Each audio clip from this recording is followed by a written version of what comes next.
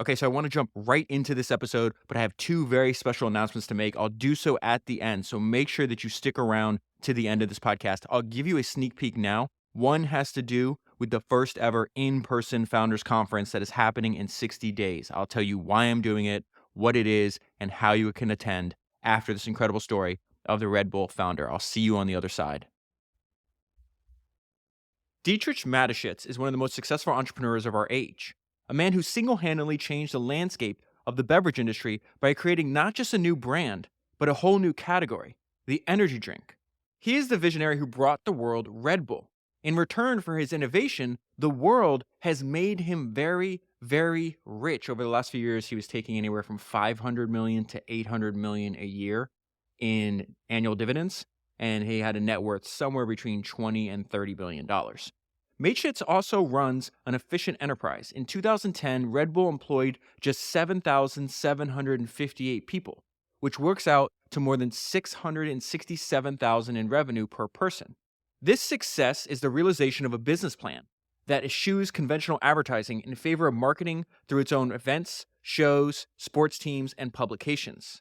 Red Bull has produced its own TV programs, films, magazines, websites, and a steady diet of videos online featuring snowboarders, rally cars, surfers, cliff divers, and concerts, and a guy jumping from space. Mateschitz calls the multimedia assault one of the most important line extensions so far. As a major content provider, it is our goal to communicate and distribute the world of Red Bull in all major media segments, from TV to print to new media. Red Bull also owns 4 soccer teams. They have a NASCAR team and 2 Formula One racing teams. He finances the annual $200 million cost of his F1 teams out of the company's healthy operating income. And this is what he said about that. In literal financial terms, our sports teams are not yet profitable, but in value terms, they are. The total editorial media value plus the media assets created around the teams, that's such a good insight, plus the media assets created around the teams are superior to pure advertising expenditures. He then launches into a spiel that he's been delivering for the past 25 years. He explains that Red Bull is not just a drink. Instead, it's a philosophy, one seemingly derived from his own outlook on life, and a functional product used to improve strength and performance and to revitalize the body and mind. Those are his words. He is also quite serious, prone to beginning sentences with the phrase, "it is a must," as in it is a must to believe in one's product. If this was just a marketing gimmick, it would never work. And it is something that he believed on because he worked on Red Bull for over the last 40 years of his life. He just recently passed away. That's why I wanted to do this episode now. This is a little bit about the beginnings of how he discovered this idea. He was on a chance trip to Thailand in 1982, which would prove to be a turning point in his life. He was curious to know what attracted the locals there to an uncarbonated tonic, which they called a word in Thai I'm not even going to try to pronounce, which literally translates to Red Bull. He tried some of this himself and found that it instantly cured his jet lag. Not long after that, he was sitting at the bar at the Mandarin Oriental Hotel in Hong Kong, and he was reading a magazine. In the magazine, it mentioned that the top corporate taxpayer in Japan that year was the maker of such tonics. Suddenly, the idea hit him. He would sell that stuff in the West. He then approached a Thai businessman who was selling the tonic in Southeast Asia and suggested that the two introduce the drink to the rest of the world. With one crucial change, it would be carbonated. This is going to be his partner's. His last name, I'm going to guess, is Yuvidaha. And he liked the idea, and so the two agreed to invest $500,000 apiece to establish a 49-49 partnership, with the remaining 2% going to Yuvidaha's son. So when I said earlier that he was paying dividends, somewhere between 500 and 800 million to himself a year, and his net worth was, somewhere between 20 and 30 billion dollars, that is from this 49% that he owned of Red Bull. In addition to adding carbonation, he also positioned it differently. This would allow for his product positioning masterstroke. He would sell Red Bull as an ultra premium drink in a category all of its own.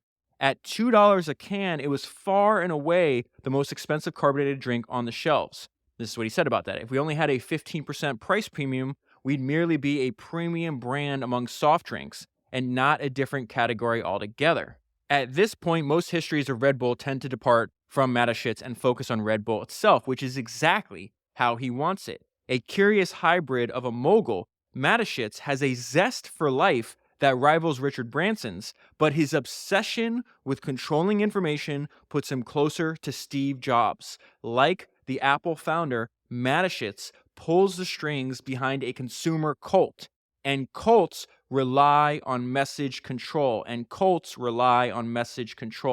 Mateschitz is notoriously secretive. He is close to some of Austria's most prominent people. This part made me laugh. He is close to some of Austria's most prominent people, though Mateschitz says he doesn't place a premium on collecting friends or socializing. I don't believe in 50 friends. I believe in a smaller number. Nor do I care about society events. It is the most useless use of time. When I go out, from time to time, it's just to convince myself that I'm not missing out on a lot. And so the little that he does speak, he says very interesting things. This is another thing that I thought was very interesting. The success of Red Bull defies logic in one important regard. It doesn't taste very good. Mateschitz says he doesn't care about the taste issue then. He didn't care about the taste issue then, and he doesn't care about it now. This is what he says. It's not just another flavored sugar water differentiated by color or taste or flavor. It is an efficiency product. I'm talking about improving endurance, concentration, reaction time, speed, vigilance, and emotional status. Taste is of no importance whatsoever. That part actually shocked me. And Red Bull, I mean, I wouldn't say it tastes great, but it certainly doesn't taste bad. I think maybe the author is exaggerating a little bit here. Mateschitz has proved his marketing genius, especially in the era, this is another funny thing, especially in the era of crisis management, with his early decision to foster rumors about Red Bull's content instead of trying to squash them. I'm going to go into a lot more detail later on about this, but I want to give you an overview. This is what I'm trying to do. I'm just going to give you an overview of who he was and his approach to company building, which I found fascinating, by the way. I've been texting friends nonstop. I was like, I cannot believe all this stuff. This is an example of that. So he wants to foster rumors. That is just free. We're going to go into, Christian Dior's comment on this, which I just covered a few weeks ago. He's just like, oh, this is just free propaganda. You don't try to squash them, foster them. And so in the early days of Red Bull, you have all this, like, why is Red Bull so effective? Why is it giving me so much energy? Why is it letting me to party all night? Because I was it really spread in clubs to begin with. And so he says his early decision to foster rumors about Red Bull's content instead of trying to quash them. Tales began to circulate that taurine, which is one of the main ingredients of Red Bull, was derived from bull testicles, or even that it was bull semen. Oh, the company let the gossip travel unchecked and even set up a page devoted to the rumors on its website. He has an incredible quote about this. He says the most dangerous thing for a branded product is low interest. That reminds me of Edwin Land, founder of Polaroid, Steve Jobs' hero, and the patron saint of Founders Podcast. He said something that was fascinating. And he says, the test of invention is the power of an inventor to push your invention through, not in the face of staunch opposition, which most people think, right? But staunch indifference. Edwin Land, like Mateschitz, would tell you that indifference is your enemy. If they're talking about your product, that is a good thing, even if they think that it's coming from, the secret ingredient is bull testicles. Was this all by design? Did he really anticipate that a combination of rumors and public outcry would play such a big part in driving early sales? Even think about that. I'm going to pause real quick. I was like, think about if he said, okay, well, I have a new drink and there's like some caffeine in it, some sugar, maybe some B12 or some other vitamins. I've already forgot what he said. But if somebody whispers like, hey, there's this new energy drink and the energy comes from bull testicles, even if, one, I wouldn't drink it because of that, but I won't forget it. That's actually a really powerful insight that he had there. Was it all by design? Did he really anticipate that a combination of rumor and public outcry would play such a big part in driving early sales? They're talking about the fact that Red Bull was forbidden to be sold in several European countries that he initially tried to launch in. Mateschitz is emphatic. Yes, we expected it. It was part of the strategy from the beginning. We would make the brand interesting enough that people wanted to get their hands on it. Red Bull's marketing campaign has always been its claim that it can improve athletic performance. To prove it, the company took a page out of Gatorade's book and targeted athletes, except with a twist. Mateschitz zeroed in on the extreme sports crowd. Okay, so that idea is not new. I've done multiple podcasts and read multiple biographies of the founders of companies like Adidas, Nike, and then Vans shoe. If you realize, like, Adidas started getting a lot of traction by sponsoring, they're making athletic shoes, so they sponsor athletes. Nike sees the success they're doing, and so they do the same thing. There's a lot of stories about them competing in the early days of Nike. But what was fascinating is Paul Van Duren, who I did a podcast on a long time ago, he's the founder of Vans. What he did, he's like, well, I'm not making athletic shoes, but I like the idea that Adidas and Nike used to gain traction, initial sales traction. And so he didn't copy the what, he copied the how. And so instead of going to, Olympians or basketball players, whatever, he found an underserved niche, which was skateboarders. And so he went out and tried to sign in the early skateboarding industry. And that was a huge influence on the early success of Vans. And so you see Mateschitz using a very similar playbook from Gatorade and then other products that also were very successful targeting athletes. Today, Red Bull underwrites more than 500 athletes in 97 sports. This data is about what I'm working off of is about 15 years old, so it's probably much higher than that. Like everything else at Red Bull, the negotiations that lead to these sponsorship deals are unorthodox as well. Windsurfer Robbie Naish recalls the first time he met Mateschitz almost 20 years ago. We talked in the courtyard of his office, and pretty soon we realized that we were both really into cars. That was the end of our business meeting because he wanted to show me his Ferrari GTO. So we went driving off into the mountains, and after 15 minutes, he pulled over, got out, and told me to drive back. I didn't want to. That's $1 million car. But he said I was either going to drive the Ferrari back or walk back. I was so scared that I drove it like my grandmother. The lines between Red Bull athletes, and Red Bull events are blurry on purpose. Another great idea. This is why I kept texting people about this guy. To Mateschitz, it's just one big image campaign with many manifestations. Let me read that again. The lines between Red Bull athletes, and Red Bull events are blurry on purpose. To Mateschitz, it's just one big image campaign with many manifestations. Potential customers might actually attend one of the dozens of global events that Red Bull puts on. It could be a Red Bull soapbox race in Los Angeles, or a motocross spectacular in Brazil the week after. This is what they said about that. This is fun stuff, and it's a lot more interesting than writing a check to buy 30 seconds during the Super Bowl. Despite the fact that he's approaching 70, he maintains quite a clip. He still moves like an athlete. He rides horses, rides a motorcycle, pilots his planes, and last year competed in an off-road motorcycle race. He has long insisted that he has no plans to sell or take Red Bull public. It's not a question of money, he said. It's a question of fun. Can you imagine me at a shareholders meeting? Mateschitz has certainly created some enviable havens for himself, like Richard Branson. He has his own private island in Fiji. He bought it off of Malcolm Forbes. When I asked him what motivated him to buy a vacation home so far away, he resorts to quoting Malcolm Forbes himself. He gave a nice answer, which was, doesn't everybody want their own South Pacific island? Well, in my case, he was right. I did. Mateschitz also says that he's always been attracted to the idea of having his own independent state, the country of Red Bull, which would have the shortest set of laws in the world. The rules would be simple. Nobody tells you what you have to do, only what you don't have to do. Okay, so that was an excerpt not from the book that I'm going to talk to you about today. That's an excerpt from this long-form piece in Bloomberg called Red Bull's Billionaire Maniac.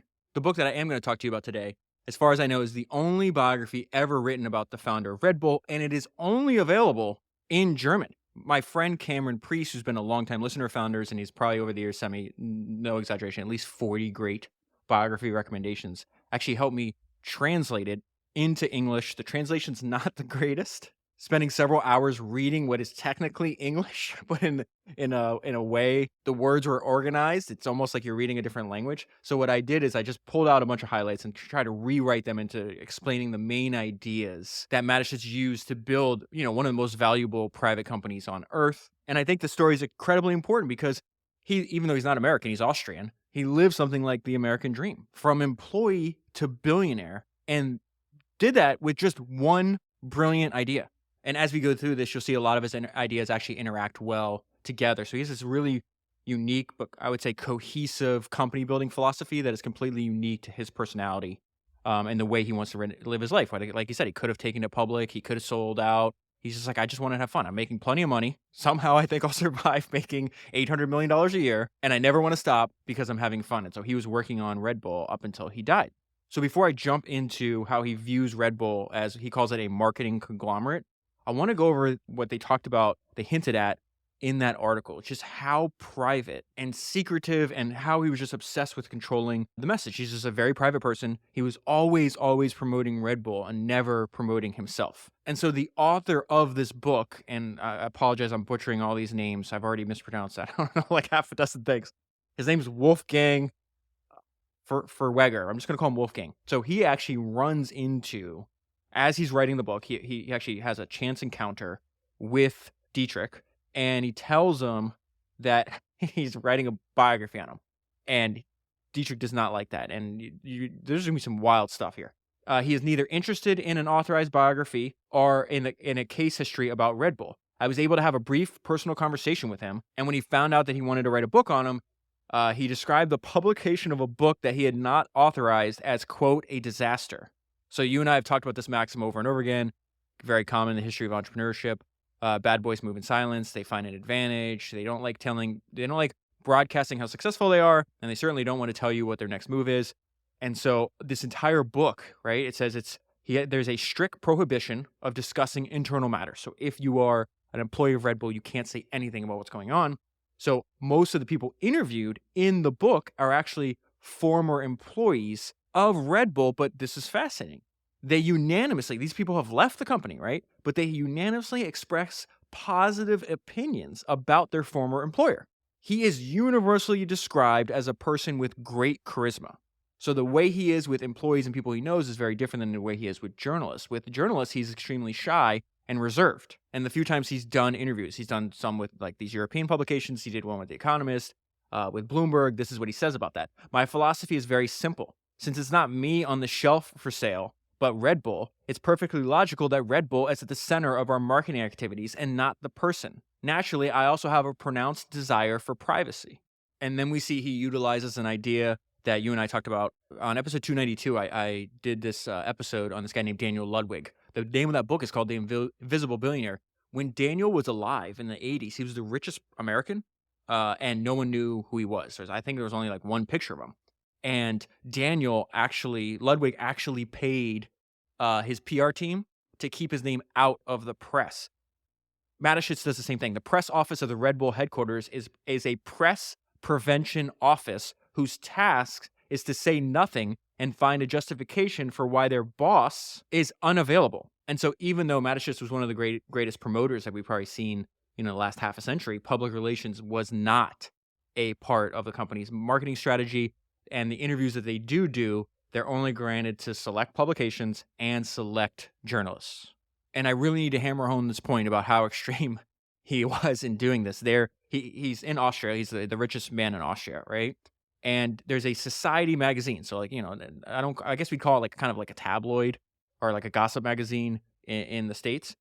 But he actually buys it. He buys this magazine just so he will not appear in it. And he was actually asked about this, and he actually confirmed it. He's like, well, the best way to prevent me from appearing in it is to own it.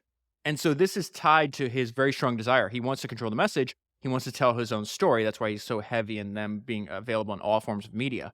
But he's also a perfectionist who has to control his projects, the product that he's making, and the environment 100%. And so extreme success usually comes from extreme characters, extreme personality traits.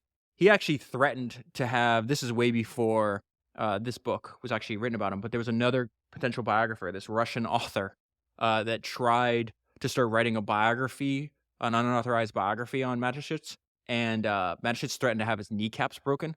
He didn't like that the author was going to like his hometown. I think he was like knocking on the door of his elderly mother. And it says, this aroused the wrath of the otherwise charming Mateschitz. You've harassed my mother, and I will not tolerate this. As long as a perforated kneecap in Moscow costs $500, you will not be safe. And so let's go into what he was doing before he started Red Bull. This is one of the most fascinating things because as far as I know, it's his first business that he started, and he was 41 years old. He was an employee for Unilever. But way before that, what's fascinating, he calls himself like a very lazy student. So he actually chose marketing as his major, and it was perfect because he's one of the greatest marketers I've ever seen. But he had to work his way through college. He was actually working at like a steelworks company. And he'd also take jobs as a ski instructor and a tour guide. But he didn't think he was that good at school. He called himself a lazy student because he took 20 semesters to graduate. And he says normally you finish the University of Economics at the age of 22, and not 28 years old like he did, which was interesting because that he was a bad student because both of his parents, he didn't come from money. Both of his parents were school teachers. So after college, he starts working for one of the largest consumer packaged good companies in the world, Unilever. He works all the way up and becomes a marketing director for the international division of a Unilever subsidiary called Blendex. It's toothpaste. He's marketing toothpaste. And he did this for a very long time. He wound up traveling all the time for work. And this is how he's going to discover Red Bull, which I mentioned earlier. So he's on the road 3 to 4 months per year. Often they're sending him all the way out to the Far East. He's all over Asia. And it might have been fun as a younger man, but as he ages, he did not want to live that life of this frequent flyer, never home. And he has this realization where he said in an interview one time, all I could see were the same gray planes, the same gray suits, and the same gray faces. I wondered if I wanted to spend the next decade like this. And so he's around 38 years old when he's having this thought, like I don't want to be 48 and still in the same position. And really what motivated him, this is something he was going to repeat over and over again. He desperately wanted independence. He wanted financial independence, and he wanted independence and control over how he spent his time. And so it's at the same time that he's having these thoughts that he finds that Thai version, the uncarbonated version of Red Bull, gives him a lot of energy and cures his jet lag, and then reads the article. It's like, wait a minute, the people that make drinks like this pay the most, they make the most money, they pay the most taxes in this entire country. And so he immediately starts to study the existing products in this very nascent energy drink market. And he would literally grab every single samples of every single kind of drink that's very similar. He would get together with other people that he works with, and he organized them what he would call energy drink parties. And at the time, they were calling them stimulating juices. So these stimulating juices were all like essentially taste tested. And there was like this giant like self-experiment to see not only how it tastes, but also the effects that it had on them. And so one relationship that he's going to make right now actually changes his life because he realizes that there is a Thai franchise partner of a Unilever group, right? They're making toothpaste, but they also produce and bottle that tonic drink, the uncarbonated version of what will become Red Bull. And he pitches him on the idea of them giving him the license to distribute that drink and then add carbonation outside of Asia. And this is when they do that partnership where they both agree to put in $500,000 and then carbonate and then sell this drink in the West.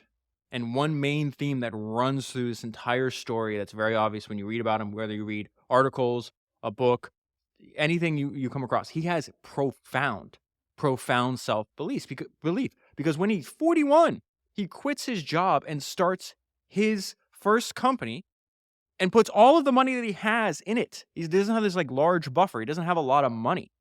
And even from the very beginning, and the reason I think I say you have to have a profound self-belief, because there's you can see brochures that he was like pitching people on about like the business. I think he might have been using this to try to raise money. But he says, there is no market for Red Bull. We will create one. And there's this great line in the English translation of this German biography where it says, rarely in the world of business has such a bold announcement been implemented into reality like this one. And so creating your own market is also, not only do you have to educate, the potential customers, but then you have to deal with all the regulators. And so he tries to set up shop in Germany, and they didn't even know what the hell an energy drink was. And so he applied for what was going to be the first ever Europe-wide approval of a new type of indulgence, which is the energy drink, right? As you might imagine, European bureaucracy is not known for fast approval time. So he's waiting over a year to try to launch just in Germany. He gets extremely frustrated. So then he winds up packing his bags and going to Austria. And he's like, I'm just going to launch in Austria. There's a lot of benefits from that. But it also, one of the main benefits is he launched in a single small market. And for nearly 5 years, he was able to run experiments and really improve the product, but also figure out the marketing and the messaging because he's only in a single small market. So I think he launches in 1987 in Austria and doesn't launch to his second market till 1992. So they're launching in just one small market. They don't have a lot of money. They just put up, $500,000 each. It's not like Mateschitz has any other money. And so when sales didn't take off, he did something that was really smart. He invested some of that money instead of in advertising at the very beginning. He actually made more of his product, and he would bring it and deliver it to places by pallet and let people try it and drink it free of charge. This is very similar to one of my favorite entrepreneurs of all time is Estee Lauder. And in the early days of her company, which she also started when she was 40, I just realized that now, she actually took money out of her advertising budget and instead made more of her product to give away. And this is what she said about that. You give people a product to try. If they like it, it's quality, then they buy it. They haven't been lured in by an advertisement, but convinced by the product itself. We took the money we had planned to use on advertising and invested it instead in enough material to give away large quantities of our product. It was so simple that our competitors sneered when they heard what they were doing. Today, they're all copying us. And so Mateschitz knew he needed more money. He went to a bunch of banks. They all said no. Only one. There was a small private bank. Oh my goodness. Spangler. I'm butchering these words, but this bank called, I'm going to call it Spangler, was the only one to actually believe in the product and the concept behind it. And so they actually lent him money. Now, this is another main theme that's repeated over and over again. Mateschitz is excessively loyal. And so to this day, that is the only banking house that Red Bull used in that country. This is where they get the early start. Red Bull started to flourish when bartenders and nightclub operators were convinced that it was a suitable new component for mixed drinks. The energy drink was sometimes referred to as poor man's cocaine. So this spreading in nightclubs and bars actually gives them their initial traction. The first year they sell several 100,000 cans were sold in the first year. The next year, that number goes to 1.2 million. And then the year after, so year 3, they're at 1.7 million. So they're growing, but they're not, growing crazy fast. They're also spending a ton. This is when they really start putting a lot of their money. I think it's something like over 30% of their gross revenue they spend on advertising. At the beginning, it was even more than that. But the remarkable thing is they hit their break-even point in year 3, and they've been profitable every single year since then. And so there's 3 ideas that he's going to go into here. One, that he was all in. He had that burn the boats mentality. He wanted to go high end from the start, and he knew that there was no market for this, so he had to create one. And so he talked about the great personal risk that he did in starting the company. He says, if things had gone wrong, I'd be sleeping under a bridge today. And so he talks about his decision to have a high-priced product, plus use a lot of that revenue from people spending more money on it to actually reinvest into advertising. Red Bull was to become very expensive, and it was a new product for which there was not even a market yet. So it was necessary to create demand first. Potential customers had to be explained why they now desperately needed Red Bull, which they had not even known existed before.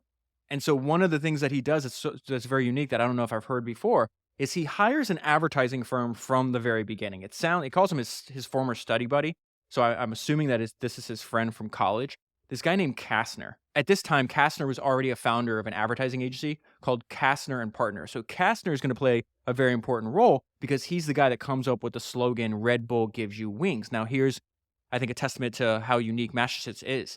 He doesn't have any money, but he's also a perfectionist. And so he keeps turning down over and over and over again all the different marketing and advertising campaigns that they're trying to come up with. And you're like, well, how could he be doing that, David? Like, he has no money. All this time is going by. I think it's like a year and a half that they're working on this, so they finally figure out the positioning and the actual initial launch of the marketing and advertising. And so he actually paid for this initial work with labor. He had no money, so he actually helps out in the agency as a freelance employee just to pay for the marketing and advertising that the advertising agency that his friend started is doing on behalf of Red Bull. Another important point. Everybody's telling him this is a bad idea. His friend immediately recognized its potential. And he said, if this is pursued consistently, this idea will lead to success. So again, Mateschitz is very self-confident, has a ton of, as you can imagine, has a ton of self-confidence in himself and the idea that he's doing, but it is very helpful for other people, especially people that you trust and admire. Because he said, he says that Kastner was a very clever fellow and he knew that he was a perfectionist like me. And so you have somebody like that you know is smart, that you admire, you trust their judgment. They're like, no, everybody else might be telling you this is a bad idea, but if you pursue this consistently, you give it, it will lead to success. And so Kastner was talking about this time. He's like, listen, the birth of this campaign was not easy because for a year and a half, he's just rejecting every single suggestion that I have. I think they went through 50 different, ways to either slogans or ways to market it. Mateschitz rejects every single one of them. But Kastner understood his friend. He says he wants the absolute best. He believed in his product to the end of his days. And so even after 50 failed attempts, they're having this conversation and where they're like, well, anybody that drinks Red Bull becomes damn strong. So that's the conversation they're having. That's how they were thinking about it. It's like, well, you drink it and you become strong. Like, what's the right tagline or motto for that? And in the middle of the night, Kastner has the idea that Red Bull gives you wings. And so he calls Mateschitz in the middle of the night, and immediately Mateschitz is like, "Yep, that's it." So the fact that that was a good idea was immediately obvious to both of them. The thing about how crazy that is, you're fighting for a year and a half, going through 50 things. He calls you, you hear it, you're like, "Yep, that's it. Let's go." And so now they had the branding and the tagline. They wanted the advertising to be, this is the traits that they were looking for. They wanted it to be self-ironic, nonconformist, smart, and rebellious. And their point was that that's how they viewed their own personality. And so they're like, we're going to put a lot of our own personality into this. And so now they're up and running. 5 years, they're still just in that small single market in Austria. 5 years in, then they expand to Hungary. That's the second market that they open up. And then they start adding market after market after market in Europe. Now, this part was a bit confusing to me, but it seems that the formation of the European Union was one of the waves he surfed. If you listen to episode 329 on Poor Charlie's Almanac, there's something fascinating that Charlie Munger would talk about that, because several times in that book, he will analyze like outside success. And he's trying to teach people like, well, what would account for the success of like a Les Schwab or Sam Walton? And he goes through, and one of the ideas that he says surfing is a very important model to understand. And so it seems like this brand new formation of the European Union was one of the waves that Mateschitz surfed, because if a product is approved to be sold in one European Union country, it is automatically approved in another one. So it says Berlin, remember he's trying to get in Germany, finally allowed Red Bull for the German market as well. This made Mateschitz one of the first big EU beneficiaries. The approval was only possible through a detour. Red Bull managed to get approved in Great Britain. Great Britain was not in their sights at that time, but an EU law laid tracks for approval in Germany. And so practically the next day, Red Bull set out to conquer the market in which it actually wanted to settle down. So it's talking about Germany. Now, here's the crazy thing. Way before they launched in Germany, there was a black market. People were selling cans of Red Bull on the black market. So let's go back to this idea that I've seen a bunch of times, but the one that comes to mind is most top of mind right now, because I just covered Christian Dior's autobiography, and he talks about this, is that rumors and innuendo, you have to think about them as great free propaganda. And so Christian Dior says, the relative secrecy in which I chose to work, sounds a lot like Mateschitz, right? The relative secrecy in which I chose to work aroused a positive whispering campaign, which was excellent free propaganda. Gossip, malicious rumors are worth more than the most expensive publicity campaign in the world. That is the end of Christian Dior's quote. This is what this book says about it. And again, I have to like rewrite this because the translation is kind of funny, but there was a thriving black market for Red Bull in Germany long before it was approved. Remember, it's banned, and people are flocking to it. So they're actually people are making money by smuggling it in from Austria into Germany.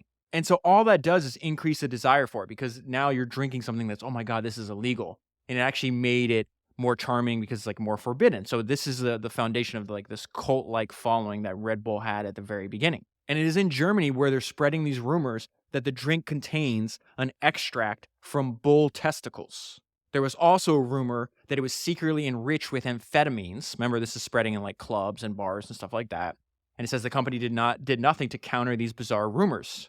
And again, I want to repeat that excellent quote that he had. As Mateschitz once lectured, the most dangerous thing for a branded product is low interest. Then they get approved, right? In the first 3 months of a legal market presence, they sell 33 million cans in Germany alone. This idea is not new to you and I, right? This idea is like, if something's banned, it's all it is free propaganda, it's free advertising. It's going to drastically increase the amount of demand. If you remember on the Michael Jordan episodes and also on the Nike episodes, when the NBA banned the original Jordan shoe, at the very beginning, Nike's like, oh, hopefully we're going to sell like, I think it was like $4 million, or no, I think it's $3 million by the fourth year. And then the NBA bans the shoe, and they make a smart decision like, just keep wearing it, Michael, we'll pay the fine.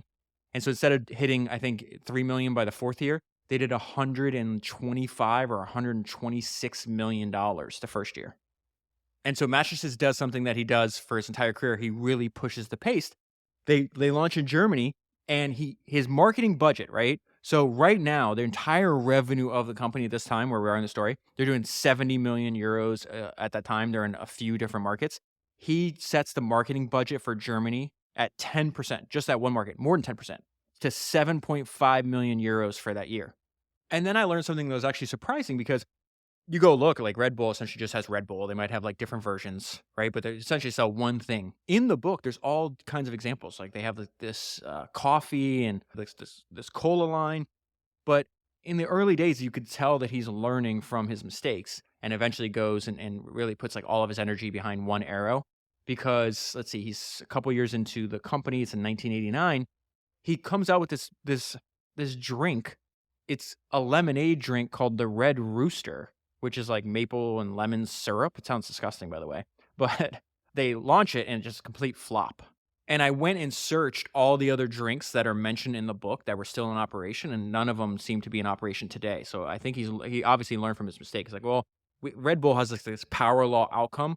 It's really silly for us to like try to introduce anything else. We should just stick with that and put all our energy and money behind the one thing that we know is, a smashing success. And so this is where they just start hitting new markets after new markets. By 1997, they're opening new markets, which are new countries, nearly on a monthly basis. And every time they hit a new market, sales just keeps like, now you just see this like huge spike in sales on the graph. And then he also launches in America. It was very fascinating. So he actually launches in one state. He's like, well, I think it's working in Europe. It should work in America. And so he just launched in California as a way to test a single market before expanding nationwide. He'll mention multiple times the fact that he hates banks and is very afraid of debt. And so most of the growth is just fueled from the profits the company's making.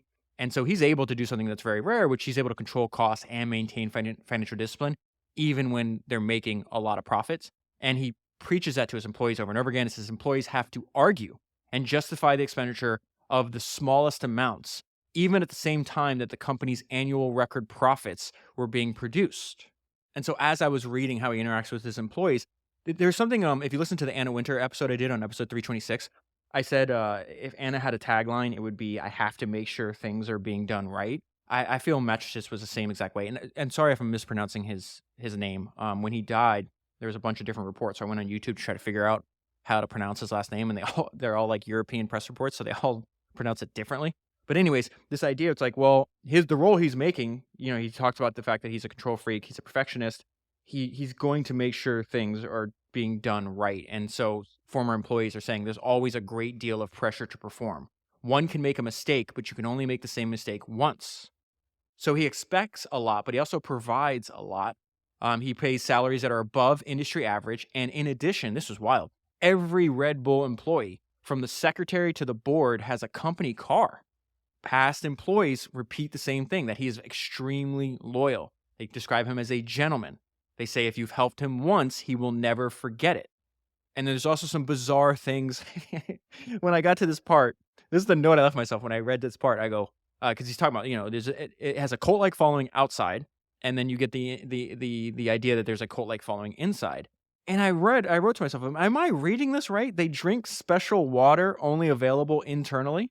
And so at these internal company events, they drink this thing called Luna Aqua, which is mineral water that is allegedly only drawn at the full moon. And they say it's advertised that it supposedly awakens the spirits of life. And so they serve it to Red Bull employees and then a bunch of Red Bull athletes or anybody in like the Red Bull family. And I think it might be served at Red Bull events as well. And so there's this great quote in this section that I think applies to this. Cult brands have their own laws. Otherwise, they would not be cultish. And again, to you and I, when we describe something as cult, that's not a pejorative. This is a very positive thing. A lot of the greatest companies in the world, a lot of the greatest brands, you could describe them as a cult-like following. And Red Bull definitely has that. A lot of the culture and the ideas of Red Bull, it's just really the founder's personality writ large. The accepted code of conduct for Red Bull people is set by Mateschitz himself. He is a fine and elegant person who values a cultured tone of conversation and good manners. You're supposed to hold doors open for the ladies, and you do not get drunk in public. Red Bull is Mateschitz, and Mateschitz is Red Bull, is a quote from a former employee. And so let's go into this idea that he views Red Bull as a marketing conglomerate. Again, marketing is our core competency. We're going to outsource everything else. Red Bull has no production facilities or warehouses. Many large corporations outsource their marketing and advertising activity. Red Bull consistently took the opposite approach. It outsourced production and distribution and takes care of sales and advertising itself. Basically, Red Bull is just a large marketing machine, production, bottling, and delivery, which require simple manual labor, are outsourced.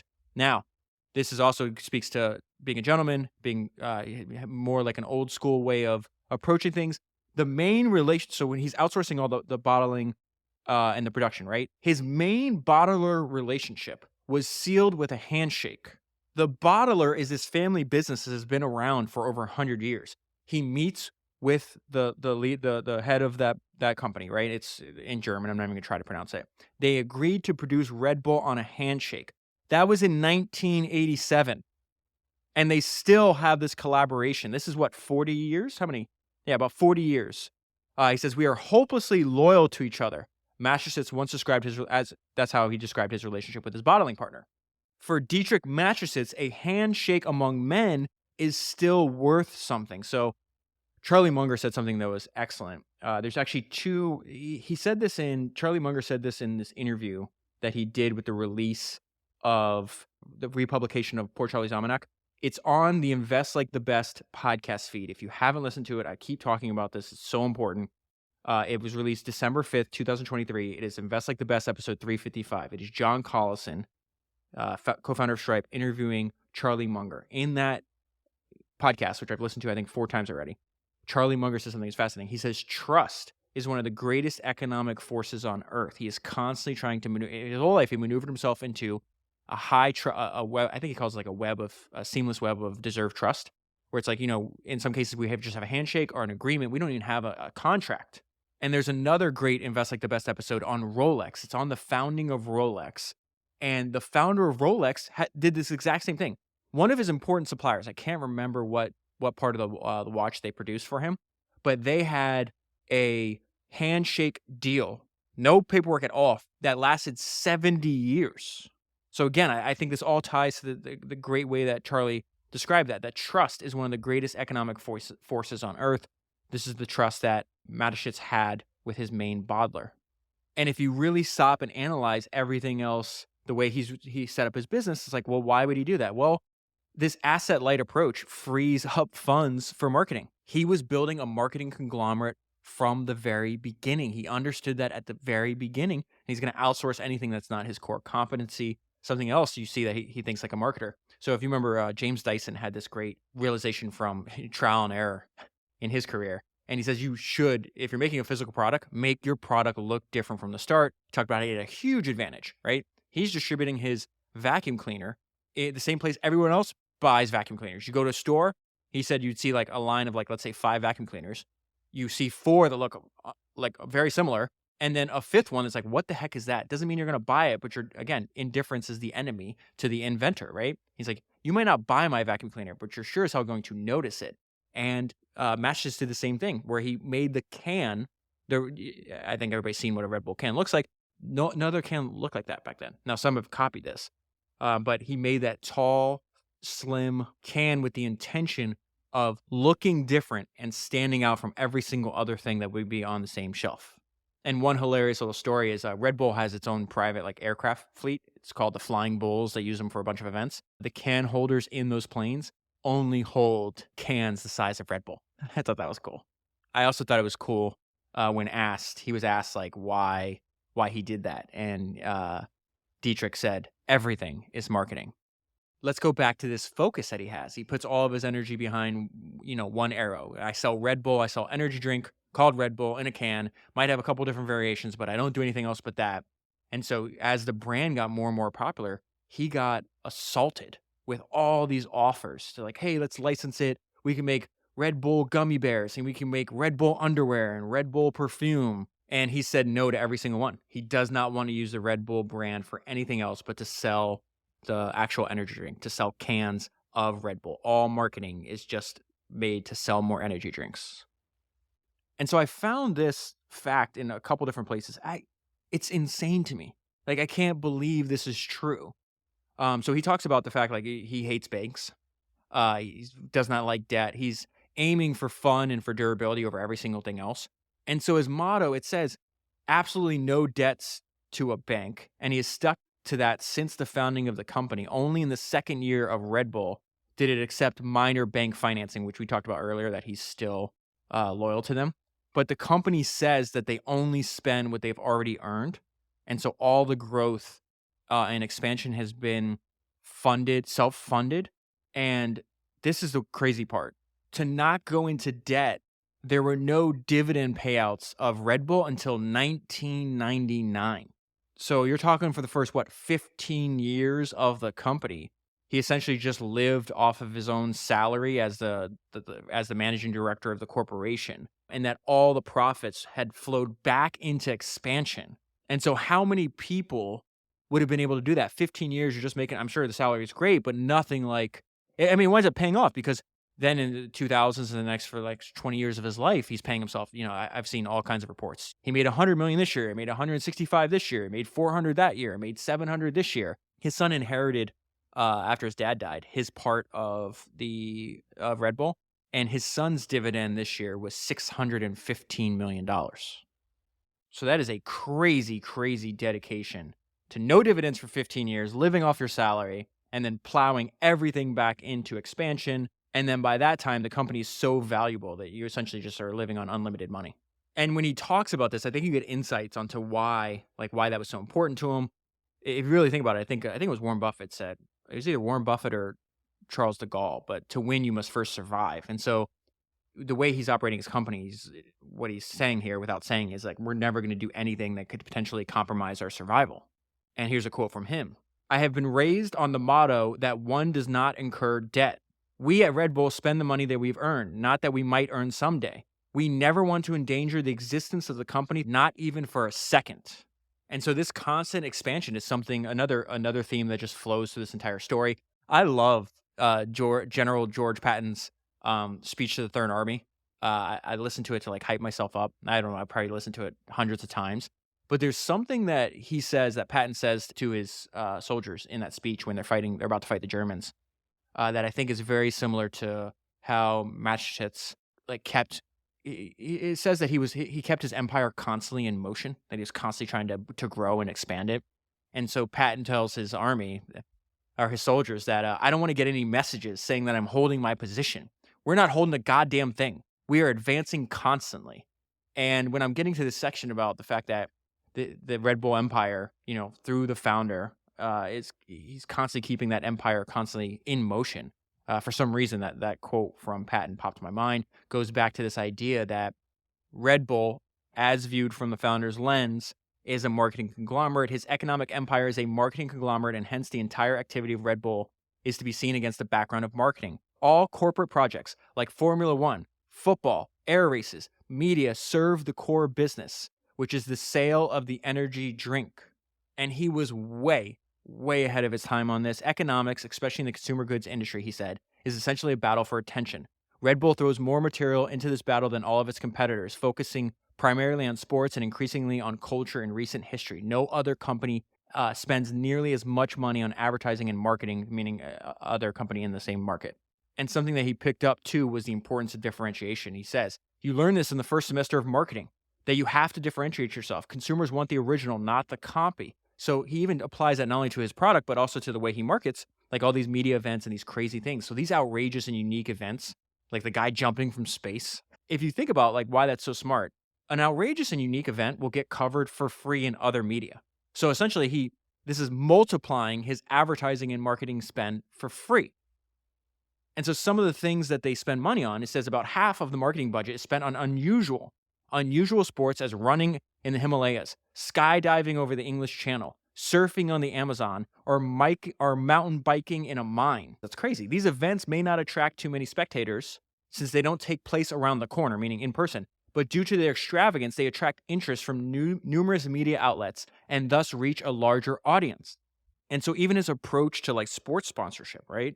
You would think, okay, you can go to any sports event, you see, this beer's advertising and this company's advertising. He buys, so he has bought his Formula One teams, his football teams. The crazy thing is when he starts, he's essentially what he's saying is hey, I don't want to just sponsor, I want to own, and then I want to rename it to the company. So his soccer teams, they rename the teams the Red Bulls. So that is their actual name. And then the logo on the jerseys is the Red Bull logo. And this is what he says about it. Our philosophy in sports sponsorship is not to run around with a suitcase full of money and buy advertising space.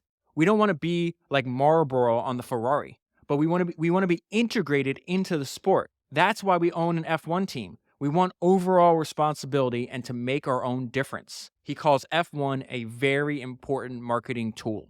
And then he makes sure that all of his marketing and all the events and all the stuff that he's investing in, he has a very symbiotic relationship with other media, like other larger distribution forms of media. So what they'll do is like they control everything, right? They put up the money for the event, they make the event, then they make sure that they never relinquish media rights to every event. So as a result, they've produced hundreds and hundreds of hours of material every year from like TV shows, radio stations, print, and then they'll go to other TV broadcasters, other radio stations, other newspapers and magazines, and they will give them their content for free. And so when they put on the Red Bull Air Race World Series, that content that Red Bull made and owned, they gave it to over 70 different television stations all over the world and said, hey, we put all this money into this. Here's something that you can't get anywhere else, that your customers will find, your watchers or listeners or whatever, your audience will find interesting. Here, we don't want anything for it. You just play it for free. And because the media outlets don't have to pay to produce that material, they jump all over it. So again, a very clever way to just multiply his advertising and marketing spend.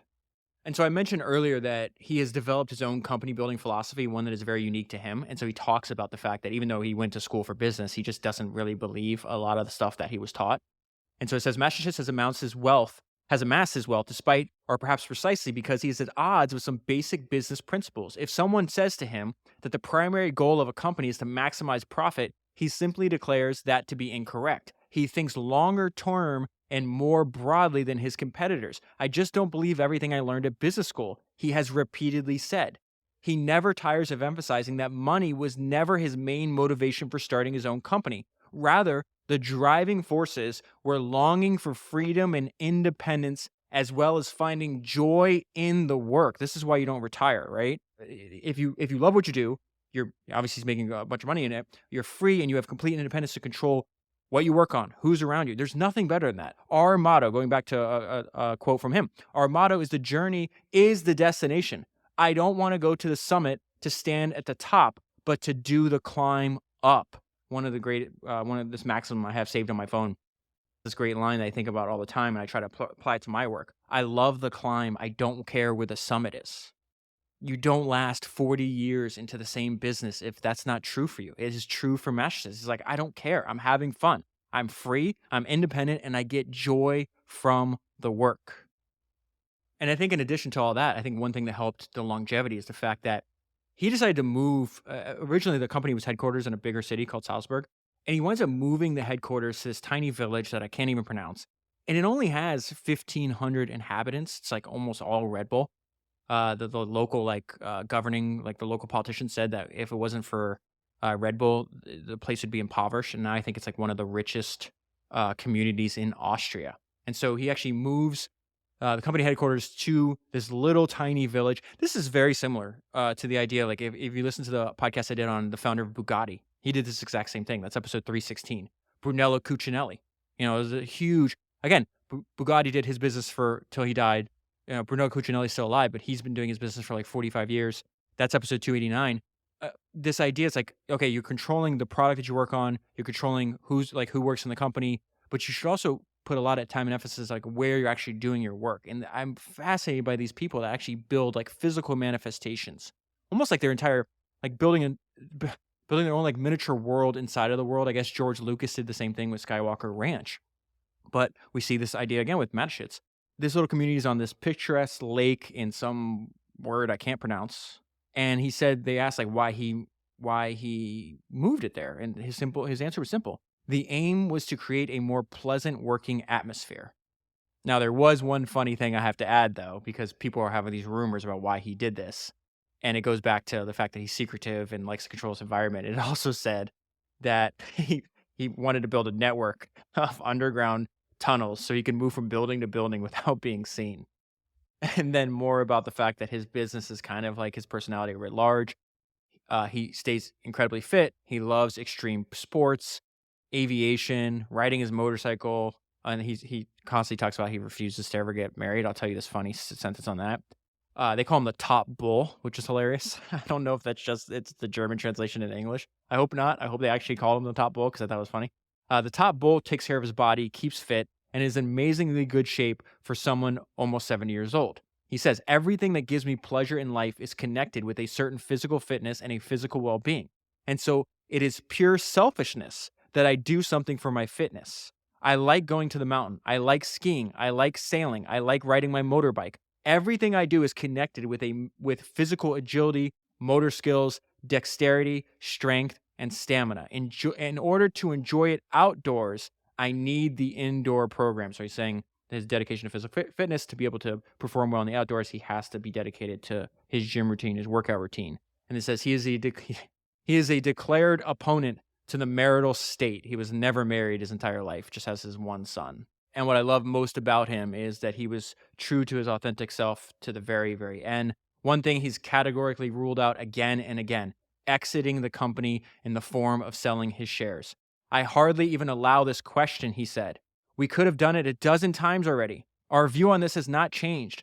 We neither have the desire to do so, nor is there a need. And this is the one exception. Of course, one can never say never for a strategic minority stakes. Sometimes they can be helpful and indeed make sense. Mateschitz has also consistently and categorically ruled out a stock market listing. A sale or an IPO is not even remotely tempting.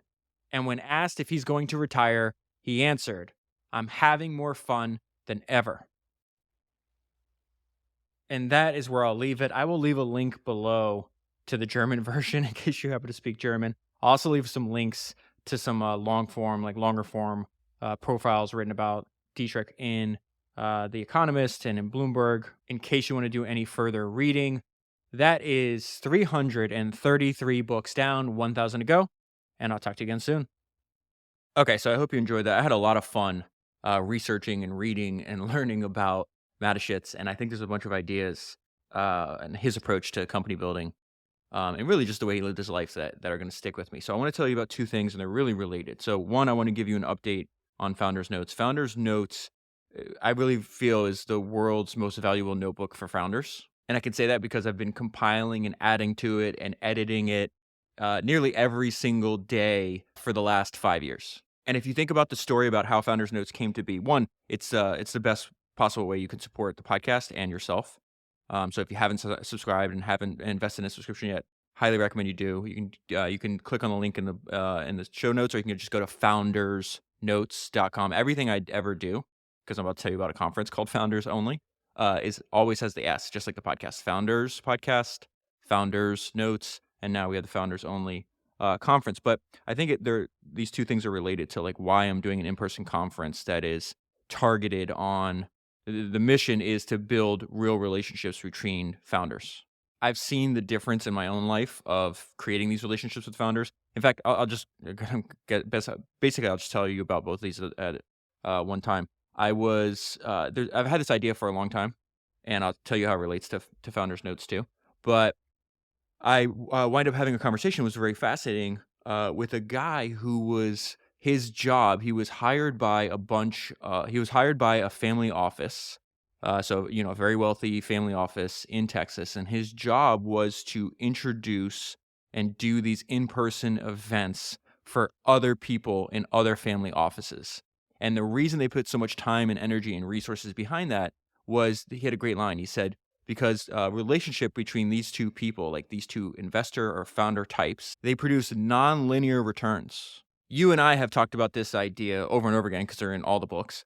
And I've put a maxim to it that relationships run the world. This is something that I had the pleasure of speaking to both Sam Zell and Charlie Munger in person. And this is something, they said it in different ways, but the same idea was behind it, that invest heavily in the relationships, build a seamless web of trust, find the most talented people you possibly can, and work with them because relationships run the world. And so if you think about how Founders Notes came to be, is I started building a relationship with one of the co-founders of Readwise. His name is Tristan, and it's because Tristan sent me a DM. He was listening to the podcast all the way back in 2019, realized that I was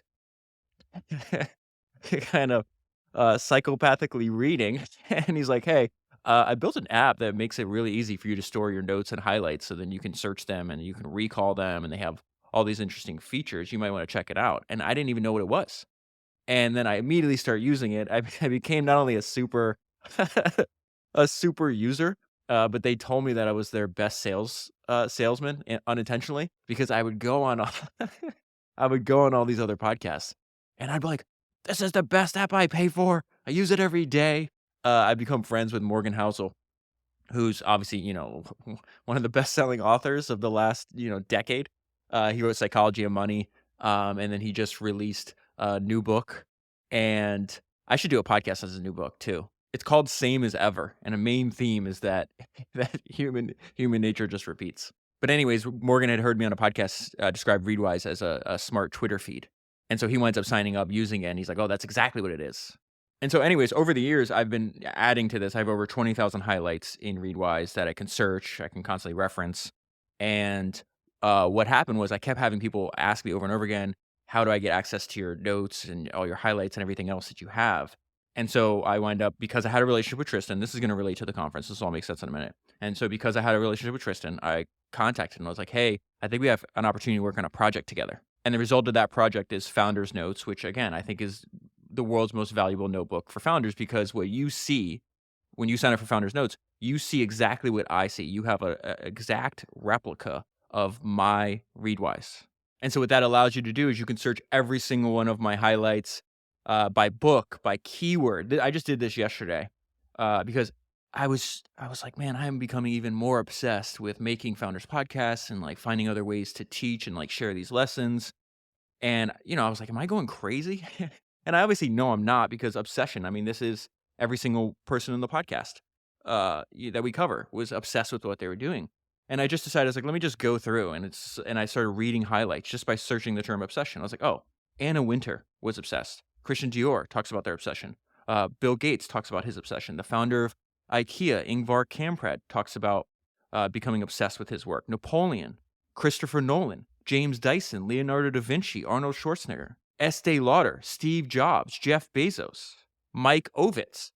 And so it just reinforces this idea that if you want to get to the top of your profession, which I definitely do, obsession is a prerequisite. So that's one of the main ways. When you get access, you'll see the first thing you can do is search for highlights.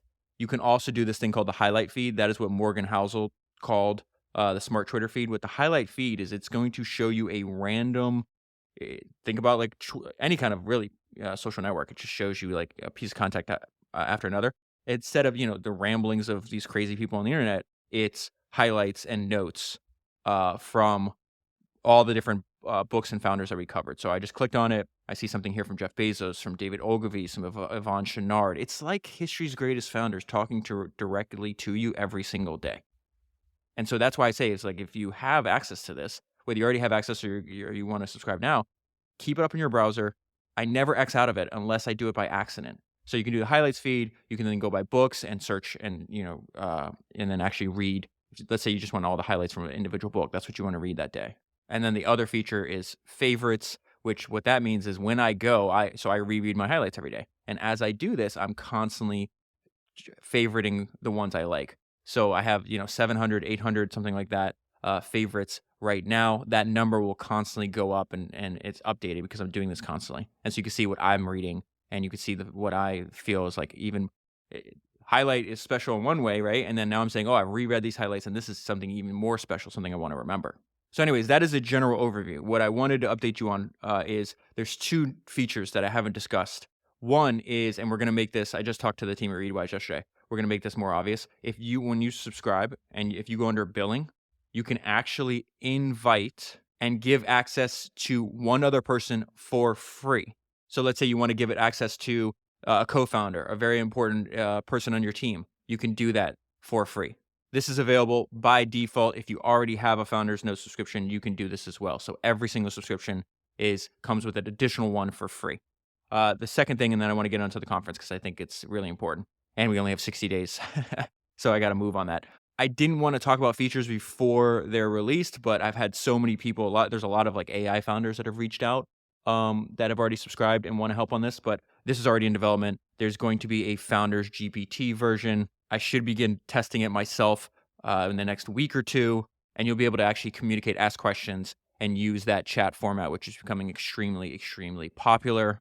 And so the important point is, if you sign up now, as I keep adding features and obviously keep adding more and more data to it, the price will go up. The point is, if you sign up now, you're locked in at that price. So all the additional improvements that I do and all the additional features that I do, you'll never have to pay any additional money. If you're already running a successful company and you already understand the importance of constantly being in touch with the knowledge of history's greatest entrepreneurs, and you want an easy way to reference their ideas, to search through them, to find ideas that you can apply to your own company, then I would encourage you to test it out for a year. You'll have access to the world's most valuable notebook for founders. And I really do believe the value that you'll get will be incredible because I use the product every day and I get incredible value from it myself. So, relationships.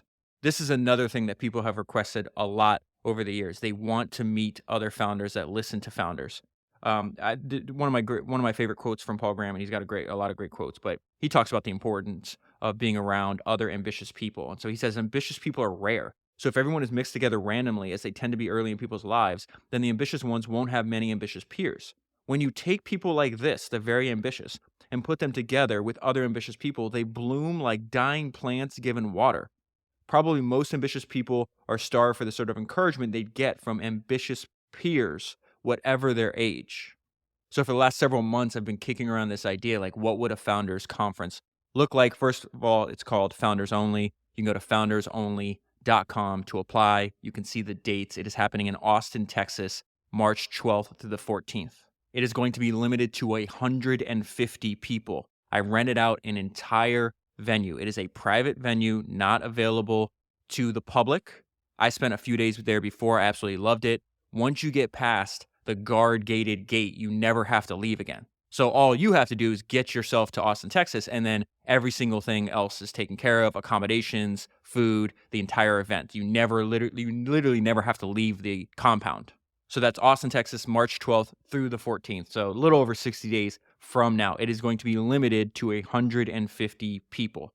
You have to be a founder of a company. CEOs with founder mentality are welcome to.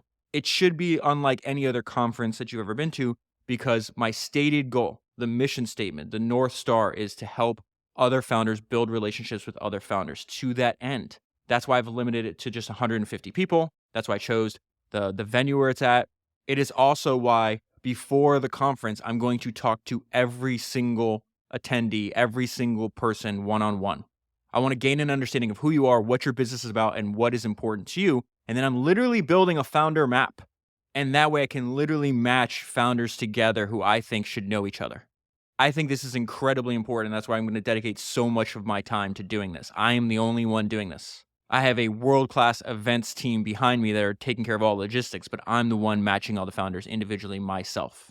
And obviously I will be there the entire time. I will get there before anybody else does, and I will be the last person to leave. I think this is going to be incredibly important because I've seen it in my own life. The before I had these relationships and the network I have to after, it's not even remotely the same. Relationships really do run the world, and I want to help other founders build relationships with other great founders. If you are interested, if you're willing to travel to Austin, Texas, and be there from March 12th through the 14th, go to foundersonly.com. I will obviously leave a link in the show notes as well, foundersonly.com. And do so as soon as you can because this is limited to just 150 people. Okay, so that's it.